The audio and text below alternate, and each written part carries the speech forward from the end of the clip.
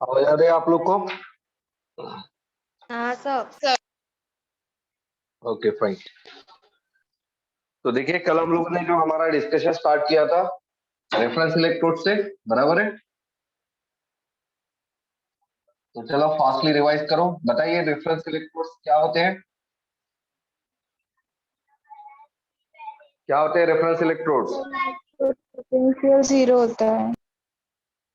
Reference electrodes क्या होते हैं? एक पर्टिकुलरली ऐसा इलेक्ट्रोड होता है which is used to measure the potential of the other electrode and whose potential is arbitrarily taken as a zero. Okay, ये उसके डेफिनेशन होते हैं, राइट? और रेफरेंस इलेक्ट्रोड कितने टाइप के होते हैं?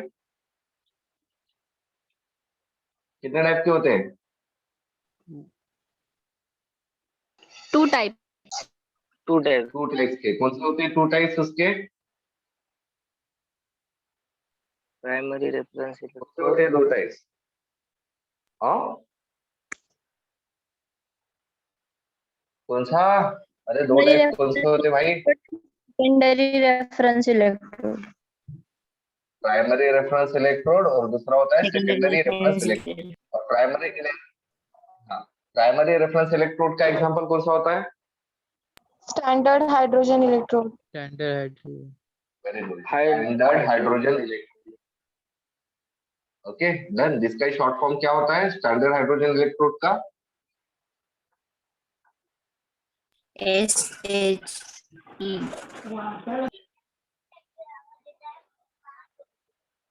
SHU होता है, ठीक है डन। हाँ, उसके बाद में सेकेंडरी रेफरेंस इलेक्ट्रोड कौन से होते हैं? उसके एग्जांपल बताइए, कितने एग्जांपल बताए थे मैंने?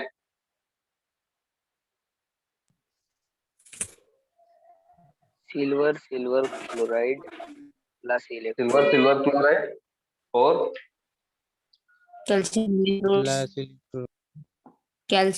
Electrode. Calomel electrode.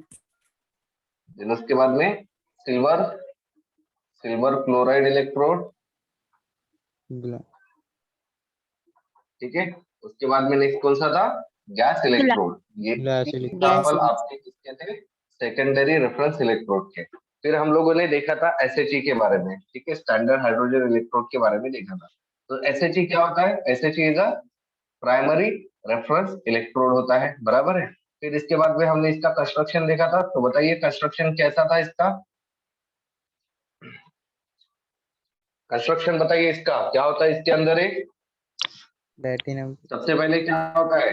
Platinum plates. और ये प्लैटिनम प्लेट्स क्या होती है? Plate Coated with platinum black.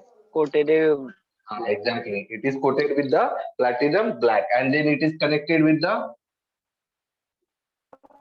mercury Electrode. copper wire for the electrical. किसके लिए होता है ये? For electrical.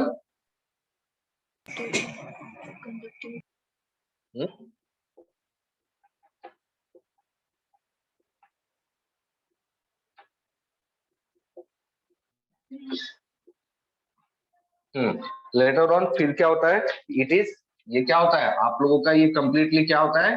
पैक होता है और सील्ड होता है in a glass tube.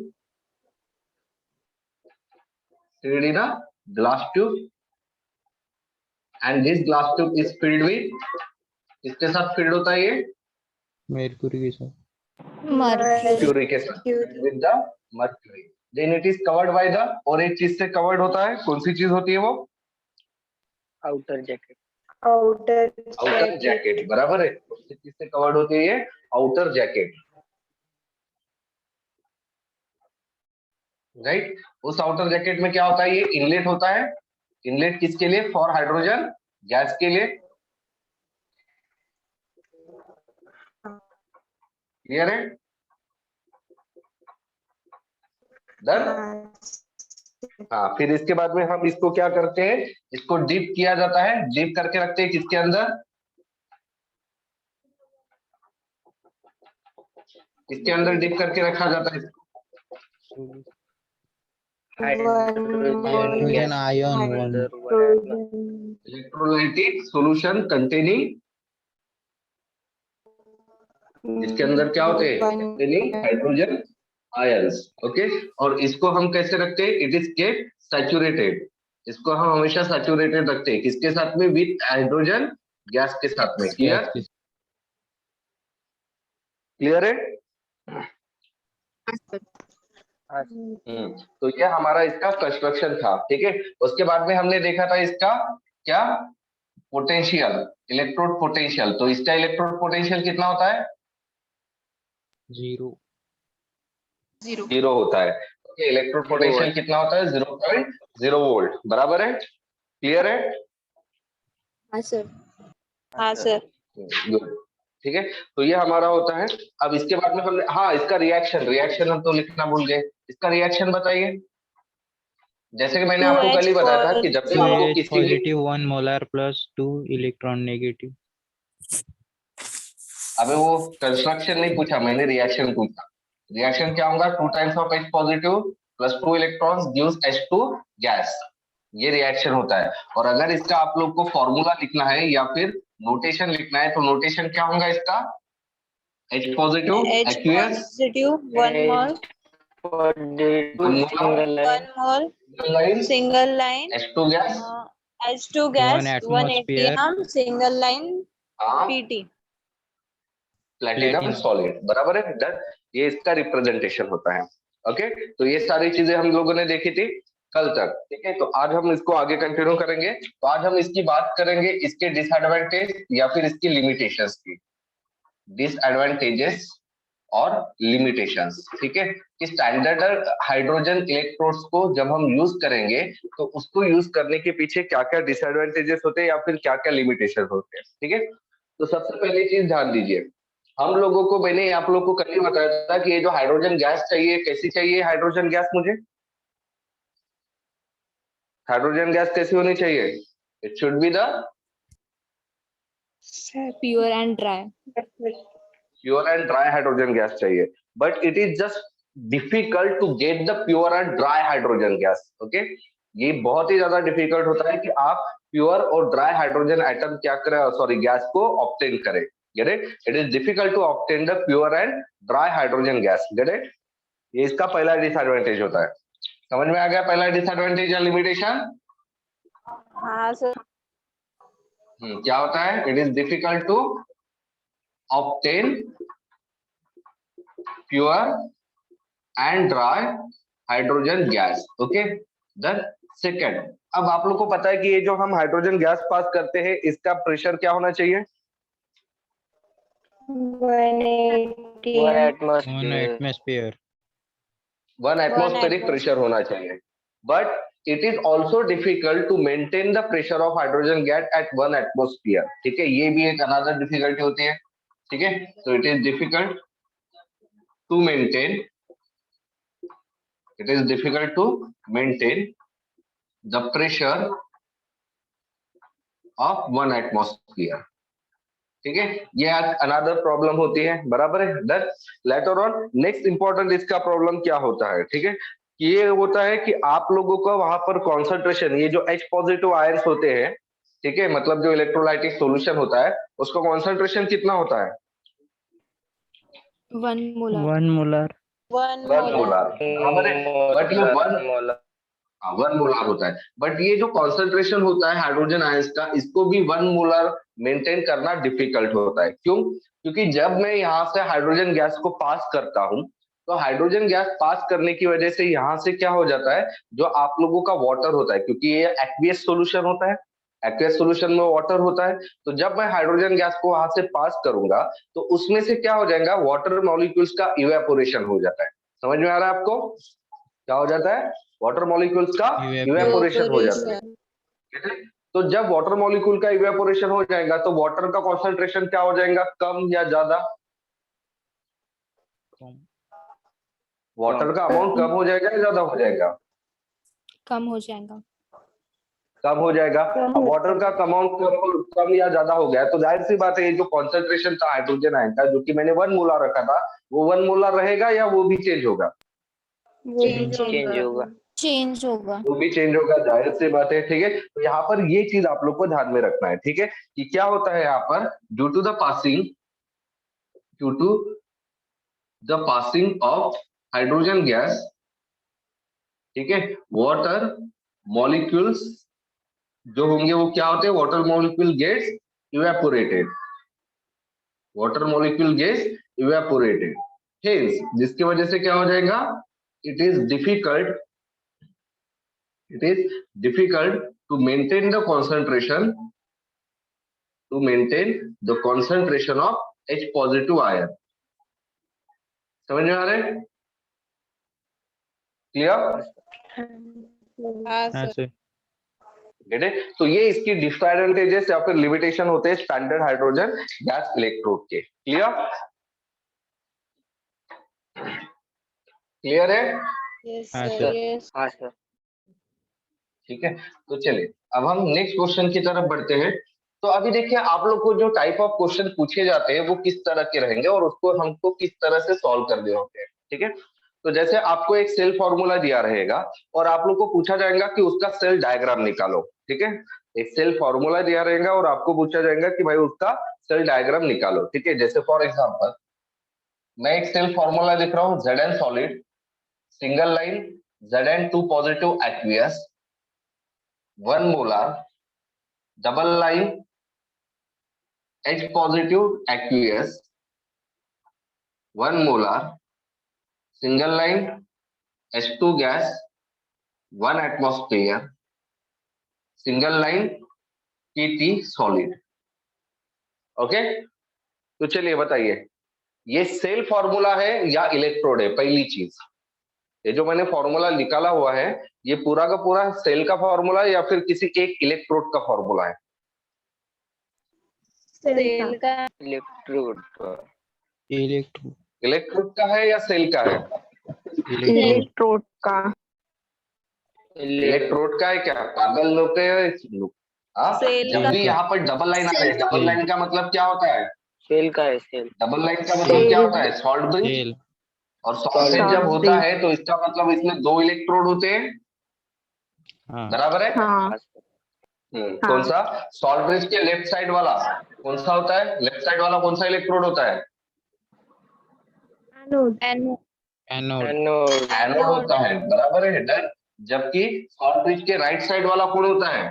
Cathode. Cathode. Cathode होता है। तो यहाँ पर टोटल कितने इलेक्ट्रोड दिखाई दे रहे हैं आपके पास? एक या दो? दो इलेक्ट्रोड दिखाई दे रहे हैं। बताओ कौन कौन से इलेक्ट्रोड है? एनोड और कैथोड। एनोड और कैथोड। एनोड और कैथोड। अरे एनोड कौन है और कैथोड कौन है वो बताता है। जिंक और हाइड्रोजन। एक जिंक इलेक्ट्रोड है और दूसरा कौन सा है?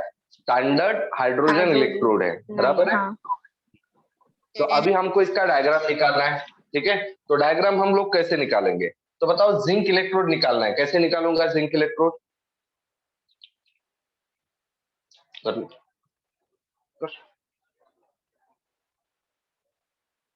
बताइए जिंक इलेक्ट्रोड कैसे निकालूंगा मैं?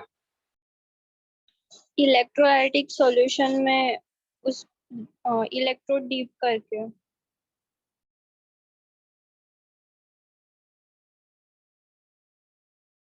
पहले बताइए क्या करूं मैं? सबसे पहले क्या करूंगा मैं? एक बीकर निकालूंगा। बराबर है?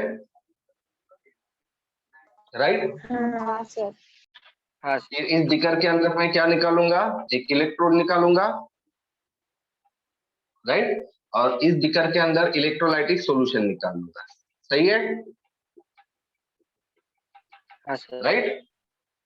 तो बताओ ये इलेक्ट्रोड जो रहेगा वो कौन सा इलेक्ट्रोड रहेगा, मतलब ये क्या रहेगा? और इलेक्ट्रोलाइटिक सॉल्यूशन में कौन से इलेक्ट्रोलाइट्स रहेंगे? Electrode Z. इलेक्ट्रोड जो रहेगा वो जिंक का रॉड रहेगा, Zn लिख लूंगा। और इलेक्ट्रोलाइटिक सॉल्यूशन में क्या रहेगा? ZnSO4।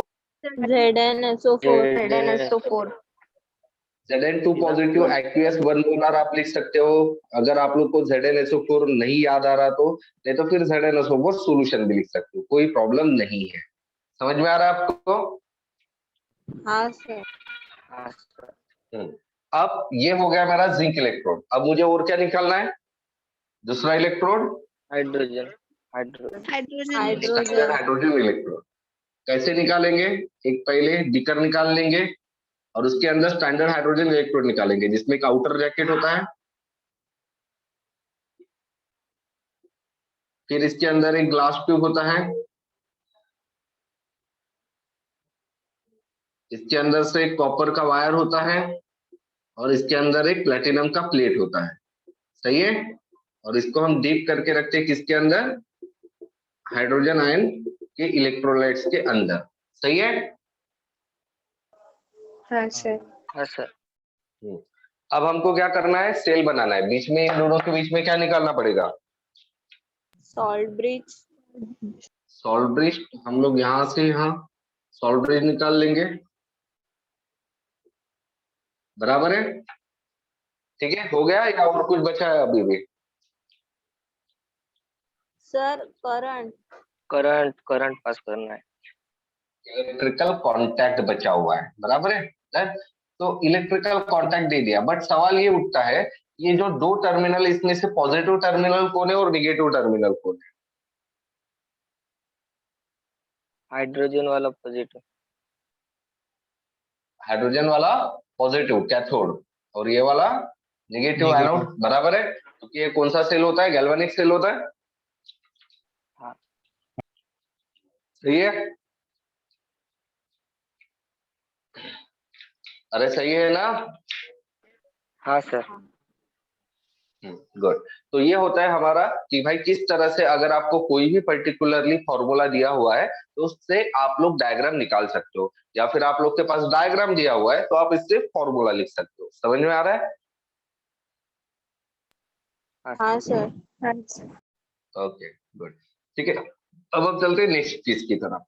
नेक्स्ट चीज ये होती है कि भाई अगर मुझे स्टैंडर्ड हाइड्रोजन इलेक्ट्रोड का, ठीक है, सेल्फ पोटेंशियल निकालना है, स्टैंडर्ड नहीं, सिर्फ हाइड्रोजन इलेक्ट्रोड का सेल्फ पोटेंशियल निकालना है at any particularly,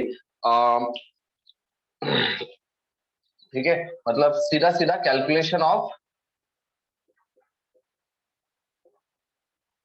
self potential. ठीक है, अगर मुझे सेल्फ पोटेंशियल निकालना है ऑफ स्टैंडर्ड हाइड्रोजन इलेक्ट्रोड का, ठीक है, तो उसको मैं कैसे निकालूंगा? ठीक है, तो जाहिर सी बात है, अगर आप लोगों को सेल्फ पोटेंशियल निकालना है स्टैंडर्ड हाइड्रोजन इलेक्ट्रोड का, तो इसके लिए आप यूज करेंगे नर्स्ट इक्वेशन। क्या यूज करेंगे इसके लिए आप? Nernst Nernst equation. equation. Clear? बताइए नर्स्ट इक्वेशन का फॉर्मूला।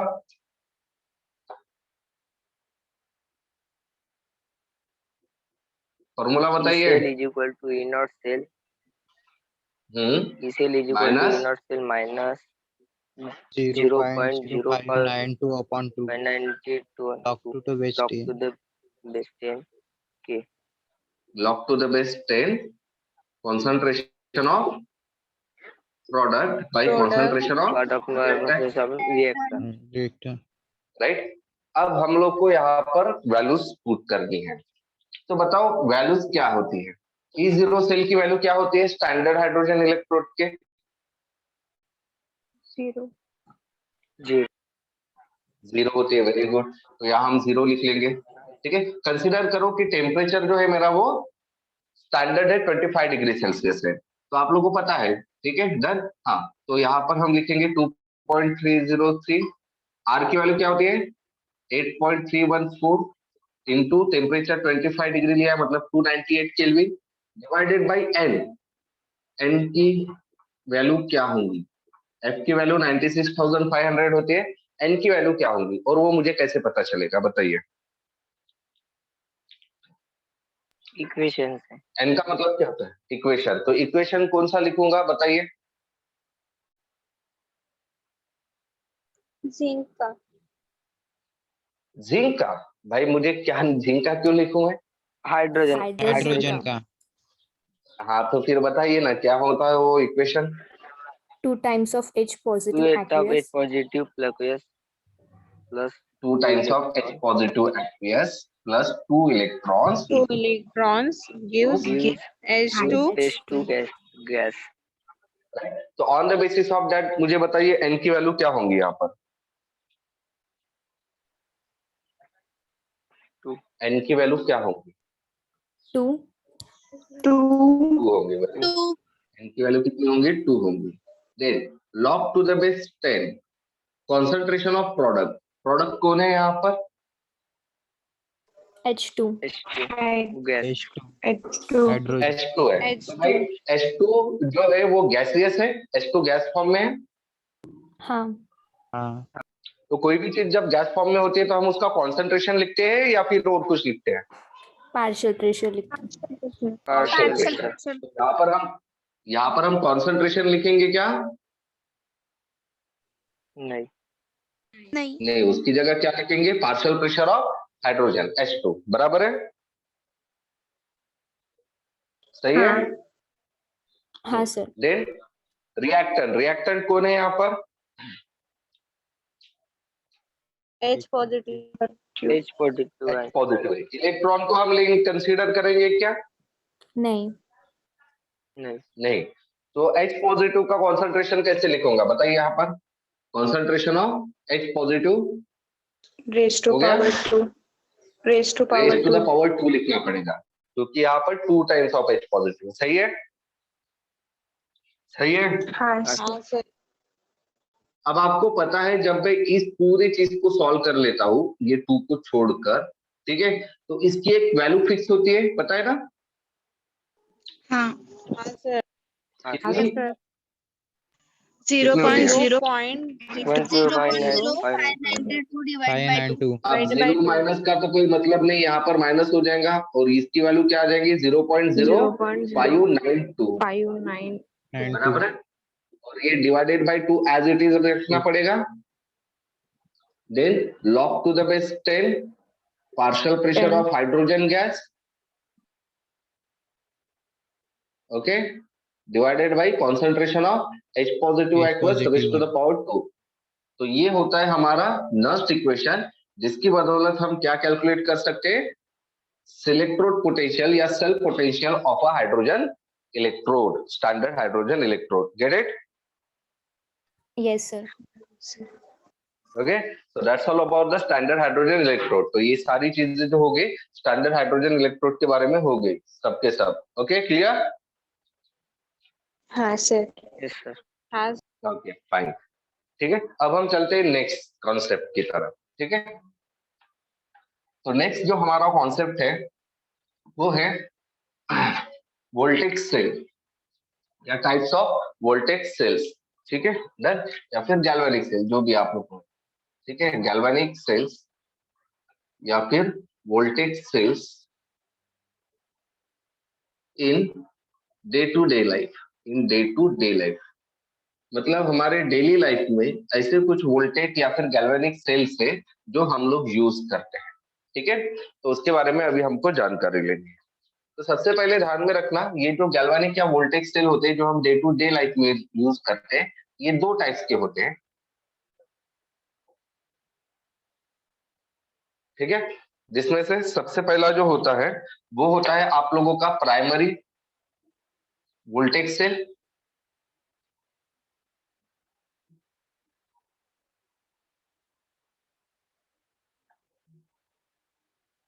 और दूसरा जो होता है वो होता है सेकेंडरी वोल्टेज सेल। तो ऐसे 2 टाइप के वोल्टेज सेल जो होते हैं हम लोग डे टू डे लाइफ में यूज करते हैं ठीक है। मैं एग्जांपल समझा देता हूँ मतलब इसकी प्रॉपर्टी समझने में हमको और भी ज्यादा आसानी हो जाएगी। तो प्राइमरी वोल्टेज सेल का सबसे बढ़िया एग्जांपल है ड्राई सेल या फिर इसको कहा जाता है लिक्लांचिस सेल ठीक है डन। और सेकेंडरी वोल्टेज सेल के तो वैसे काफी सारे एग्जांपल है बट सबसे जो बेस्ट एग्जांपल हमारे होता है लीड स्टोरेज बैटरी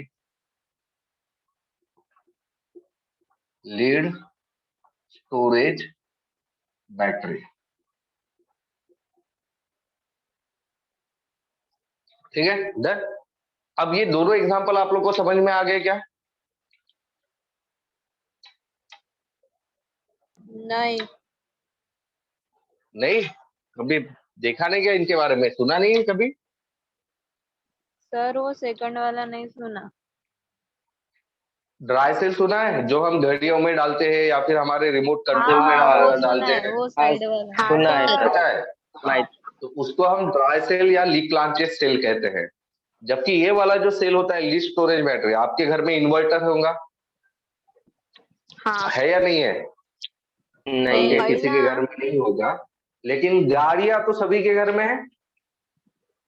हाँ है हाँ सर। हाँ टू व्हीलर है ना, तो टू व्हीलर में बैटरी होती है एक, हाँ पता हाँ नहीं। पता है ना? नहीं हाँ पता सर। क्या? पता बस नहीं। गाड़ी चलाने का ही काम रहता है तुम्हारा। होती होती है एक हाँ बैटरी होती सर, है भाई, जिसके वो बदौलत वो लाइटें वाइटें जलती है। जिससे अपन गाड़ी क्या? चालू करते वो सेल्फ की बैटरी। हाँ, सेल्फ की बैटरी, जैसे सेल्फ शुरू होगा तो वो बैटरी की वजह से हो रही है, लाइट शुरू हो रहा है तो वो बैटरी की वजह से हो रहा है, समझ में आ रहा है? हॉर्न बज रहा है पिप पिप पिप पिप, वो भी उस बैटरी की वजह से बजता है, पता है? हाँ हाँ सर। हाँ, तो वो एक बैटरी होती है। तो ऐसे दो टाइप की बैटरी हम डे टू डे लाइफ में यूज कर रहे हैं, ठीक है डन। अब दोनों में फर्क क्या होता है, ठीक है?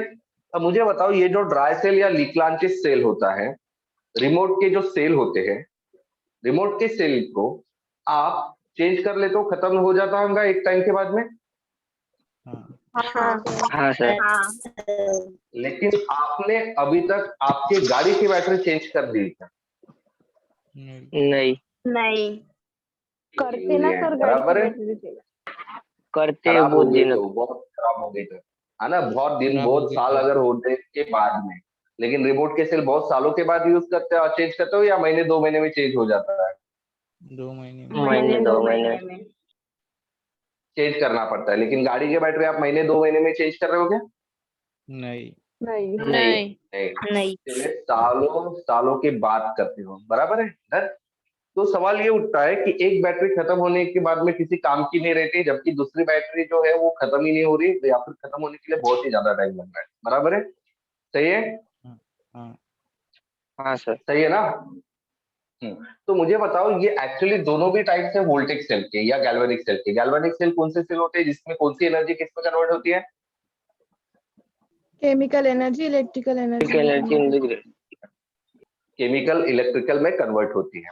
तो इसका मतलब क्या होता है? अब केमिकल एनर्जी मतलब केमिकल रिएक्शंस, तो केमिकल रिएक्शंस के लिए कोई ना कोई रिएक्टेंट चाहिए हम लोगों के पास में, बराबर है?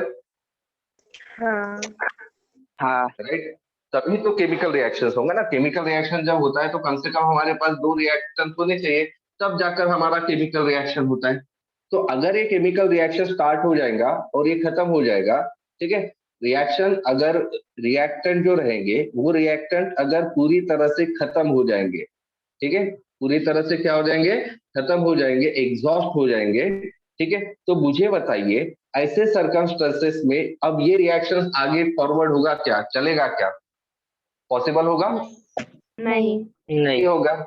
अगर ये रिएक्शंस नहीं होगा तो ये नहीं केमिकल एनर्जी इलेक्ट्रिकल एनर्जी में कन्वर्ट होगी क्या?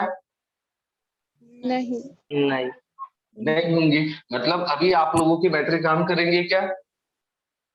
नहीं नहीं नहीं करेंगे। नहीं नहीं करेंगे। मतलब ये ड्राई सेल में क्या होते हैं, हमारे जो रिएक्टर्स रहेंगे वो एग्जॉस्ट हो जाएंगे, बराबर है, वो कंप्लीटली किसमें कन्वर्ट हो जाएंगे?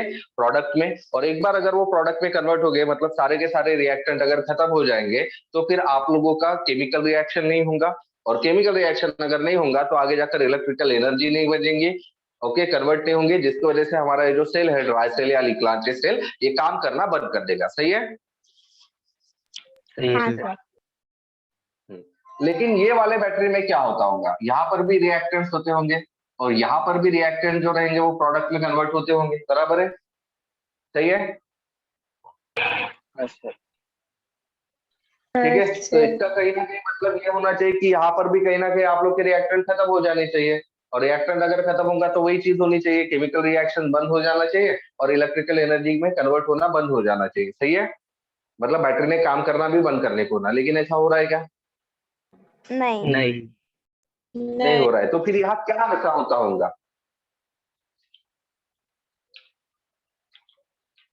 क्या होता होगा?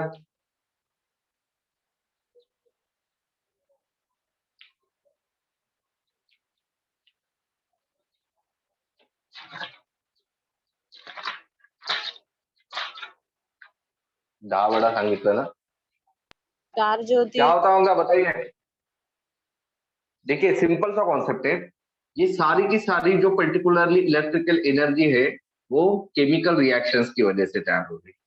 और मैंने ये बोला है कि इलेक्ट्रिकल एनर्जी कभी भी खत्म नहीं हो रही है, बराबर है? ये खत्म हो रही क्या? नहीं। नहीं। नहीं हो रही। अगर ये खत्म नहीं हो रही मतलब केमिकल रिएक्शन कंटिन्यूअसली चलते रहा होगा, हाँ। बराबर है?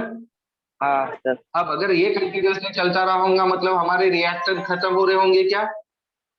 नहीं। नहीं। नहीं। नहीं। अब भाई रिएक्टेंट अगर खत्म नहीं हो रहे इसका मतलब क्या है? मैं और इसके अंदर रिएक्टेंट डाल रहा हूं ये होता है, या फिर ये जो रिएक्टेंट जो प्रोडक्ट में कन्वर्ट हो रहे हैं ये प्रोडक्ट वापस रिएक्टेंट में कन्वर्ट हो रहा है? क्या है? दो पॉसिबिलिटी होगी। इसकी वजह से आप ये बोल सकते हैं कि भाई Product रिएक्टेंट reaction हमारे में खत्म नहीं हो रहे। वापस हाँ, तो ये प्रोडक्ट क्या होगा? वापस रिएक्टेंट में कन्वर्ट हो रहा है। मतलब ये रिएक्शन कौन सा होता है? रिवर्सिबल। रिवर्सिबल। जबकि इस वाले केस में ड्राई सेल में जो रिएक्शन होता है वो कौन सा होता है? इरिवर्सिबल। इरिवर्सिबल होता है, बराबर है? समझ में आ रहा है? और ध्यान में रखना, अब सवाल ये उठता है कि भाई यहाँ पर आपको पता है अच्छे से कि गैल्वेनिक सेल में केमिकल रिएक्शंस की वजह से इलेक्ट्रिकल एनर्जी कन्वर्ट होती है। मतलब ये जो केमिकल रिएक्शंस है ये कौन से टाइप का केमिकल रिएक्शंस है? मतलब ये रिएक्शन अपने आप हो रहा है या फिर इलेक्ट्रिकल एनर्जी पास करने के बाद में होता है? अपने आप। अपने आप। तो ऐसे रिएक्शन कौन कौन सा रिएक्शन कहते हैं?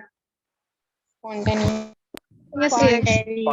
रिएक्शन, बराबर है? अब मुझे बताओ जब ये हमारा रिएक्शन यहाँ से यहाँ मतलब फॉरवर्ड डायरेक्शन में जा रहा है तो ये स्पॉन्टेनियस है या नॉन स्पॉन्टेनियस है? स्पॉन्टेनियस। स्पॉन्टेनियस है। लेकिन जब आप बोल रहे हो कि भाई रिएक्शन यहाँ पर रिवर्स भी होता है तो ये रिवर्सिबल रिएक्शन स्पॉन्टेनियस होगा या नॉन स्पॉन्टेनियस होगा? Non spontaneous. नॉन स्पॉन्टेनियस होगा। और आपको पता है अगर रिएक्शन नॉन स्पॉन्टेनियस है तो फिर आपको वहां पर एक्सटर्नल फोर्स मतलब इलेक्ट्रिकल एनर्जी पास करनी पड़ेगी। हाँ। हाँ। सही। मतलब ये वाला रिएक्शन होने के लिए आप लोगों को यहाँ पर इलेक्ट्रिकल एनर्जी को क्या करना पड़ेगा? पास करना पड़ेगा, फिर जाकर ये रिएक्शन हो रहा है। मतलब यहाँ कौन सी एनर्जी में कन्वर्ट हो रही है? Electrical energy electrical energy chemical energy में। केमिकल एनर्जी में कन्वर्ट। और ऐसे सेल को हम कौन सा सेल कहते हैं?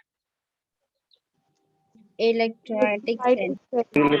Electrolytic cell. मतलब ये है तो वैसे ये वोल्टेज सेल, लेकिन इसमें दोनों टाइप का काम हो रहा है। हाँ। बराबर है? मतलब ये वोल्टेज के साथ साथ एज अ इलेक्ट्रोलाइटिक सेल की तरह भी काम कर रही है। हाँ। हाँ सर। बराबर है? तो ये काम होता है। तो ये बेसिक डिफरेंस होता है आप लोग के ड्राई सेल में और आप लोगों के मतलब प्राइमरी वोल्टेज सेल में और सेकेंडरी वोल्टेज सेल में। तो बताइए इसमें से रिचार्जेबल कौन होता है और नॉन रिचार्जेबल कौन होता है? रिचार्जेबल सेकेंडरी वोल्टेज सेल होता है। रिचार्जेबल सेकेंडरी वोल्टेज सेल होता है, non rechargeable primary voltage cell होता है। प्राइमरी बराबर है? वोल्टेज। बताइए प्राइमरी वोल्टेज सेल में कौन से टाइप का रिएक्शन होता है? इरिवर्सिबल। कौन से टाइप? इरिवर्सिबल बोले तो वो स्पॉन्टेनियस होता है या non spontaneous? Spontaneous. Non spontaneous. Spontaneous. अबे नॉन स्पॉन्टेनियस नहीं, स्पॉन्टेनियस होता है। जबकि सेकेंडरी वोल्टेज सेल में कौन से रिएक्शन होते हैं? स्पॉन्टेनियस या नॉन स्पॉन्टेनियस या दोनों भी? दोनों भी। दोनों दोनों भी होते हैं, बराबर है? Done. Right. Primary voltage cell में सिर्फ वो एज अ वोल्टेज सेल ही काम करता है, जबकि secondary voltage cell will act as a both voltage cell as well as a electrolytic cell. बराबर है? डन। समझ में आ रहा है? तो इस तरह से ये बेसिक डिफरेंस होता है between the primary voltage cell and the secondary voltage cell. Clear? हाँ। Yes sir. हाँ सर। ठीक है। तो अब हम जो चलते हैं वो प्राइमरी वोल्टेज सेल में ड्राई सेल के कंस्ट्रक्शन की तरफ बढ़ते हैं। ठीक है। डन। आज पूरा का पूरा तो शायद नहीं होगा, ठीक है, लेकिन जितना भी होता है उतना कवर कर लेते हैं। ड्राई सेल या प्लेन ग्लासेस सेल। तो सबसे पहले हम बात करेंगे कि भाई ये कौन से टाइप का सेल होता है। तो ये कौन सा सेल होता है? It is the primary voltage cell. ध्यान में रखो, कौन सा सेल होता है? Primary voltage cell. क्लियर?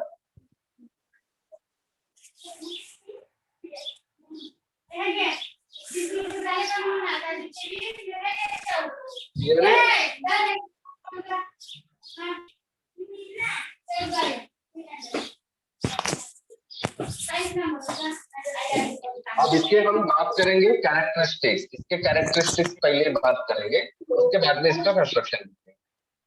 ठीक है? अच्छा, आप लोगों ने कभी रिचार्जेबल सेल देखे क्या? कुछ कुछ सेल जो होता है वो रिचार्जेबल होता है, बराबर है? ए बल्कि भाई आवाज म्यूट कर रहे बाबा।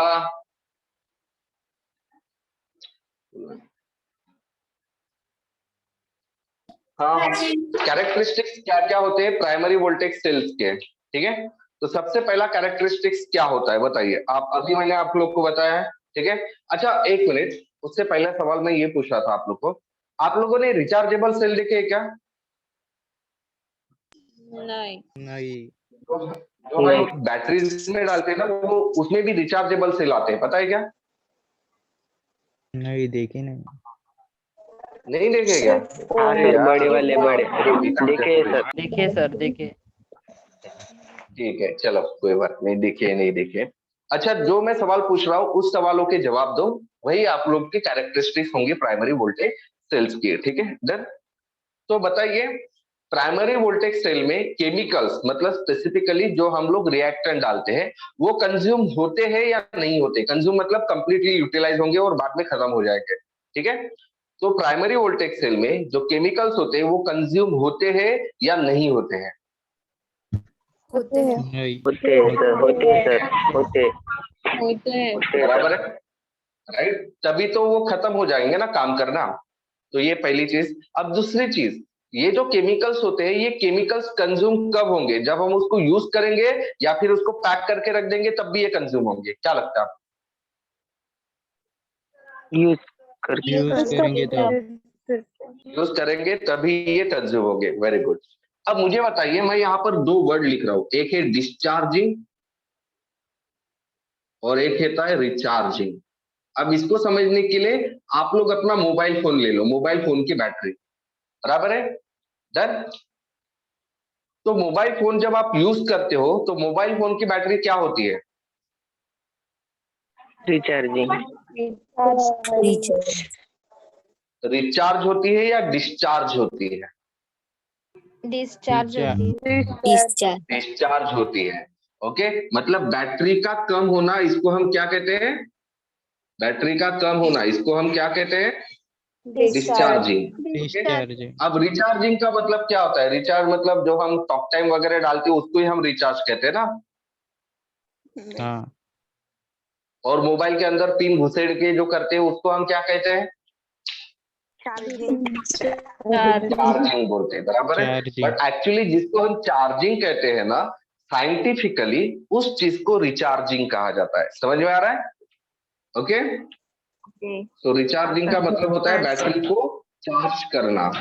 ठीक है, जिसको हम बोलते हैं ना बैटरी को चार्जिंग होने दे, तो बैटरी को चार्ज करना जो होता है एक्चुअली उसको हम रिचार्जिंग कहते हैं। समझ में आ रहा है? ओके, और जब बैटरी को हम यूज करते हैं मतलब जब बैटरी खत्म होती रहती है या कम होती रहती है तो उस प्रोसेस को हम डिस्चार्जिंग कहते हैं। क्लियर है? ये चीज समझ में आ गई? हाँ सर। ठीक है, तो आप लोगों ने मुझे बोला है कि प्राइमरी वोल्टेज सेल में जो केमिकल्स होते हैं वो कंज्यूम होते हैं, बराबर है? तो वो कंज्यूम कब होते हैं? ड्यूरिंग डिस्चार्जिंग और ड्यूरिंग रिचार्जिंग? डिस्चार्जिंग। डिस्चार्जिंग। और ये वाले फोन जो होते हैं, ये वाले जो सेल जो होते हैं, ये रिचार्ज होते हैं या नहीं होते हैं?